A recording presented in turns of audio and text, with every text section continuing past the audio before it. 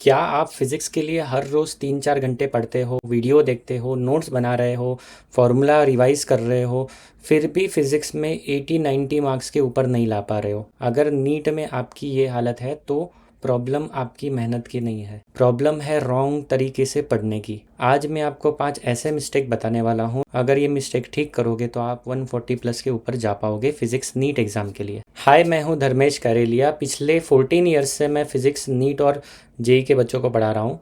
मैंने एक कॉमन चीज़ हर बच्चे में ऑब्जर्व की है जो अपना स्कोर 140-150 तक नहीं ले जा पाता है। प्रॉब्लम उसके इंटेलिजेंस में नहीं होती है, प्रॉब्लम होती है गलत तरीके से पढ़ने की। तो चलो मैं तुमको आज वो 5 मिस्टेक्स बताता हूँ जिससे तुम अपना स्कोर, अगर वो मिस्टेक ठीक करोगे तो 140 प्लस जा सकते हो। चलिए देखते हैं वो 5 मिस्टेक्स। पहली गलती जो बच्चे करते हैं वो पैसिव लर्निंग होती है।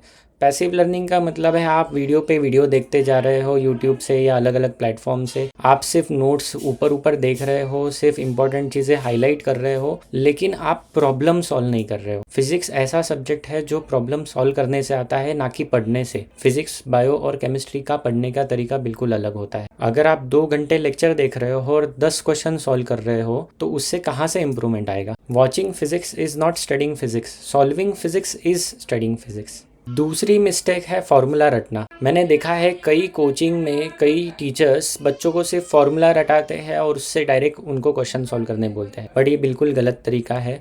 सिर्फ फॉर्मूला रटने से आप इजी क्वेश्चन तो कर पाओगे, लेकिन अगर कुछ क्वेश्चन में ट्विस्ट आ गया तो वहाँ पर आप फंस जाओगे, और पेपर के टाइम पे अगर आप किसी क्वेश्चन में फंस रहे हो तो आपको वहीं पर इंस्टेंट स्ट्रेस आता है और आप अपना कॉन्फिडेंस 100% लूज़ कर देते हो। तो ये बिल्कुल गलत मेथड है, ऐसी मेथड फॉलो मत करो।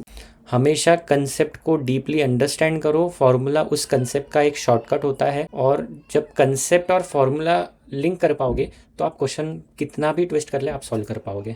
फॉर्मूला रटने से मार्क्स नहीं आते, फॉर्मूला कब यूज करना है ये समझने से मार्क्स आते हैं। तीसरी मिस्टेक, स्टूडेंट चैप्टर कंप्लीट करने के बाद 20-30 क्वेश्चन सॉल्व कर लेते हैं और सोचते हैं कि अपना चैप्टर हो गया है, प्रिपरेशन हो गया है, बट ये गलत है। नीट ये पैटर्न रिकॉग्निशन का गेम है। इसमें कई क्वेश्चन करने के बाद आपको पैटर्न समझ में आता है कि किस टाइप के क्वेश्चन आते हैं। तो हमेशा ज़्यादा से ज़्यादा क्वेश्चन सॉल्व करने पर फोकस होना चाहिए। जितना ज़्यादा क्वेश्चंस देखोगे, जितना ज़्यादा क्वेश्चन सॉल्व करोगे, उतने ही नए नए पैटर्न समझ में आएंगे। चौथी डेंजरस मिस्टेक है मिस्टेक डायरी को मेंटेन ना करना। टॉपर्स भी गलतियां करते हैं, एवरेज बच्चे भी गलतियां करते हैं। फ़र्क ये है कि टॉपर्स अपनी गलतियों को मेंटेन करते हैं और जो एवरेज स्टूडेंट है वो वही गलतियों को रिपीट करते रहते हैं। आपकी मिस्टेक ही आपका पर्सनलाइज सिलेबस है। पांचवी मिस्टेक है रिवीजन सिस्टम ना होना। आज एक चैप्टर कर लिया, कल नया चैप्टर कर लिया, हफ्ते भर के बाद सब भूल गए, और फिर क्या होगा? फिजिक्स में रिटेंशन बहुत इंपॉर्टेंट है, इसलिए एक सिस्टमेटिक रिवीजन प्लान ज़रूरी है। कमेंट करके बताओ इनमें से सबसे ज़्यादा आप कौन सी मिस्टेक रिपीट करते हो। अगर आप ये 5 मिस्टेक्स अवॉइड कर लेते हो तो फिज़िक्स के स्कोर में ड्रास्टिक इम्प्रूवमेंट देखने मिलेगा। अगर आपको फिज़िक्स में 140 प्लस स्कोर करने के लिए कंप्लीट रोड मैप चाहिए तो मैंने एक व्हाट्सएप ग्रुप बनाया है, वहाँ आप ज्वाइन कर सकते हो। अपकमिंग वेबिनार के अपडेट्स वहाँ पर आपको मिलते रहेंगे। ग्रुप ज्वाइन करने का लिंक मैंने डिस्क्रिप्शन में दिया हुआ है।